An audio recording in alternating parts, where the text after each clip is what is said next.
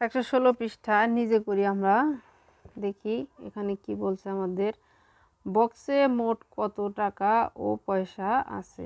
এখন তাহলে আমরা হিসাব করে দেখে নিই একটু। 1 টাকা 1 টাকা, তাহলে 2 টাকা আছে। পয়সা কয় পয়সা আছে? 50 পয়সা, 25 পয়সা, 25 পয়সা, 10 পয়সা, 5 পয়সা।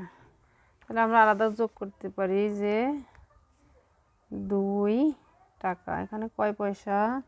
5 পয়সা যোগ 5 পয়সা যোগ 10 পয়সা যোগ 25 পয়সা যোগ 25 পয়সা যোগ 50 পয়সা। 5 5 10 পয়সা, 10 10 20 পয়সা, 20 পয়সার 25 পয়সা হলো 45 পয়সা। 45 পয়সার 25 পয়সা হচ্ছে 50, আর 70 পয়সা। 70 পয়সা আর 50 পয়সা কত? 70 পয়সা আর 50 পয়সা হচ্ছে আমার 100। 70 পয়সা আর 50 পয়সা কত পয়সা? 120 পয়সা। 120 পয়সা যদি হয়, টাকা যদি কিন্তু এটার সাথে যুক্ত হয়ে যাবে, তাহলে আমাদের কয় টাকা হবে? যে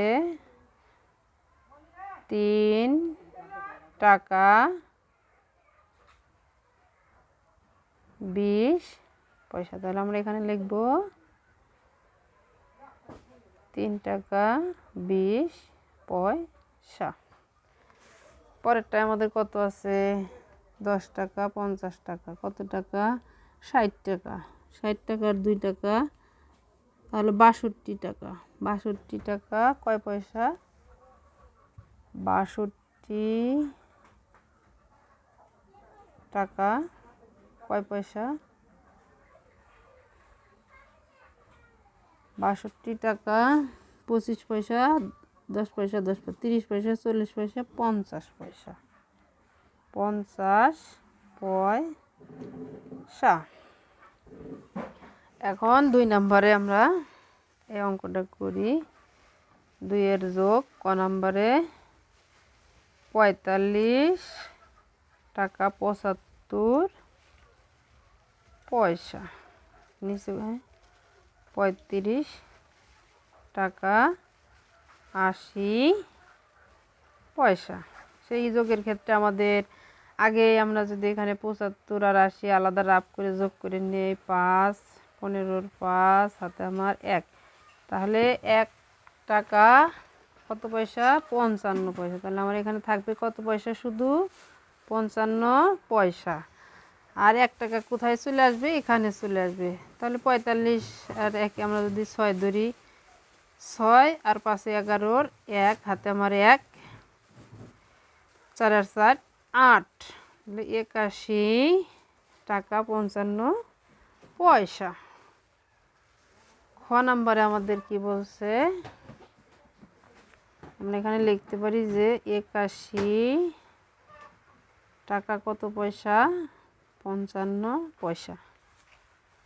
খ নাম্বার আমাদের বলছে 37 টাকা 35 পয়সা। বিয়োগ করতে বলছে কত?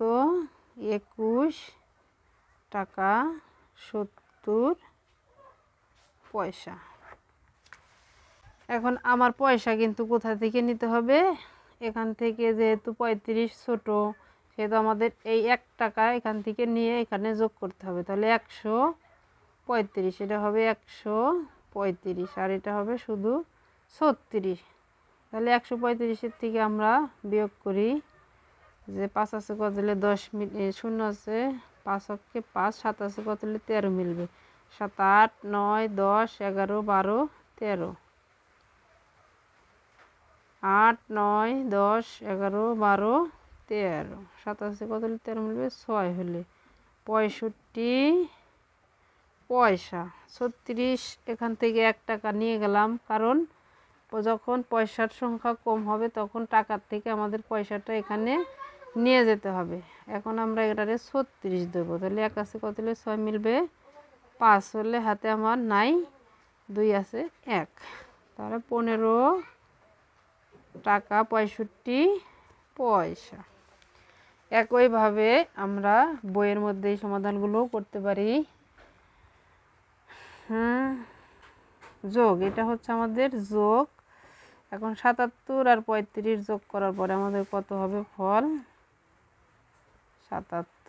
৭ ৫ ১২, ২ হাতের ১, ১০ আর ১ ১১, অর্থাৎ ১১২ টাকা, ১১২ পয়সা। ১১২ পয়সা যখন ১০০ পয়সার বেশি হবে তখন টাকা এসে পয়সা যোগ হবে। থাকবে আমার কত পয়সা? শুধু ১২ পয়সা।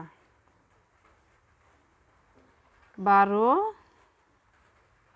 পয়সা। এখানে ১০ আর ৭ আমরা ধরবো কত? ১৭-র ৭, হাতের ১, ৪,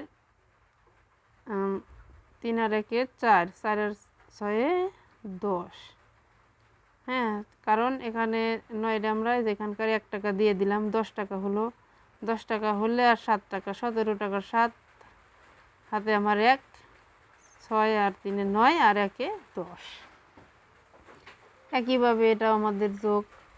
৪২ টাকা ৮৯ পয়সা। ১১-র ১, হাতের ১, ৪ আর ১ ৫, ৫ আর ৮ ৮ ৯ ১০ ১১ ১২ ১৩-র ৩, হাতের ১, তাহলে ১৩১ টাকা। এখানে থাকবে কত টাকা? শুধু ৩১ টাকা। আর ১ টাকা এখানে এসে যোগ হবে। ৯ টাকা আর ১ টাকা ১০ টাকা, ১০ আর ৫ ১৫, ৫ হাতে আমার ১, ৮ আর ১ ৯, ৯ আর ৪ ৯ ১০ ১১ ১২ ১৩-র ৩, হাতের ১। এখন পরেরটা আমাকে এখানে কত ধরতে হবে? ১৫০। এখান থেকে ১ নিয়ে গেলে এটা থাকবে ৭, তাহলে ৫ ৫ হাতে আমার ১, ৮ আছে কত হলে ১৫ মিলবে? ৭ হলে ৭৫ পয়সা। আর এখানে আমরা বিয়োগের বেলায় ২ আছে কত হলে ৭ মিলবে? ২ আছে কত হলে ৭ মিলবে? ২ ৫ হলে, হাতে আমার নেই। ৪ আছে কত হলে ৭ মিলবে? ৩ হলে। এখান থেকে আবার আমাদের একটা নিয়ে যেতে হবে ১০০ পয়সা, তাহলে ১২০ পয়সা হবে। ০ ৪ আছে কত হলে ১২ মিলবে? ৮ হলে ৮০ পয়সা। এখন এখানে থাকবে কত? ১৯৯ টাকা। ১০ আছে কত হলে ০ ৯ কে ৯, ১ আছে কত হলে ৯ মিলবে? ৮ হলে, হাতে আমার নাই, এককে ১, ১৯৯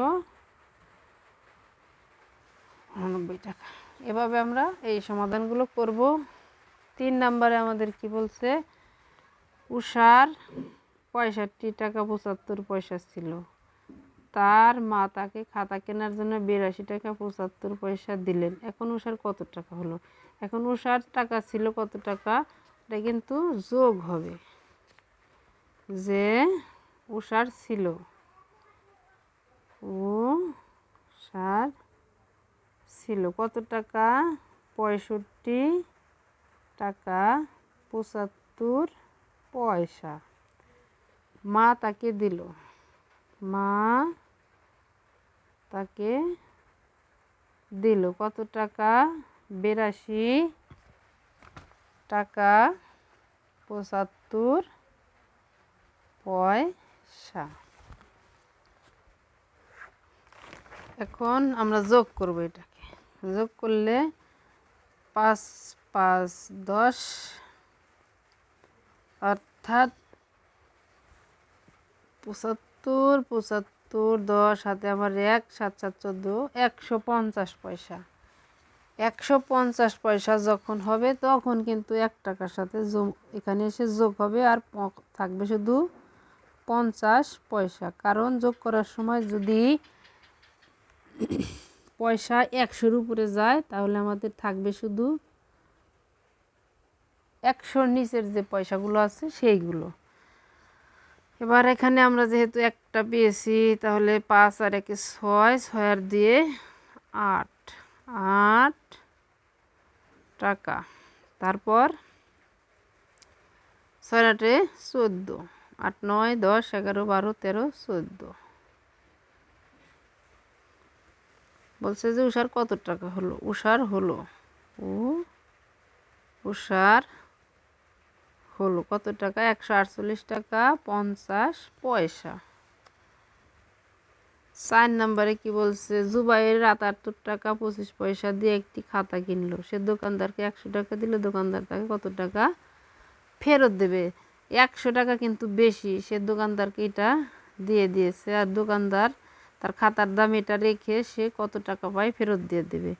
তাহলে আমরা লিখব 100 টাকা যেহেতু বড় সেহেতু আমরা আগে লিখব যে সে দোকানদারকে দিল, সে দোকানদারকে দিল কত টাকা? 100 টাকা। কত পয়সা?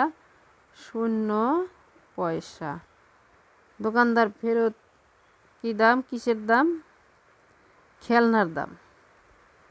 খেলনার দাম কত টাকা?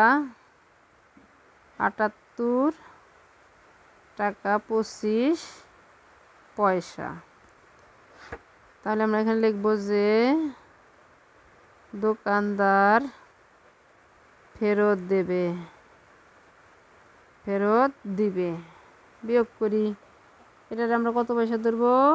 100 পয়সা। এখান থেকে থাকবে কত? 99।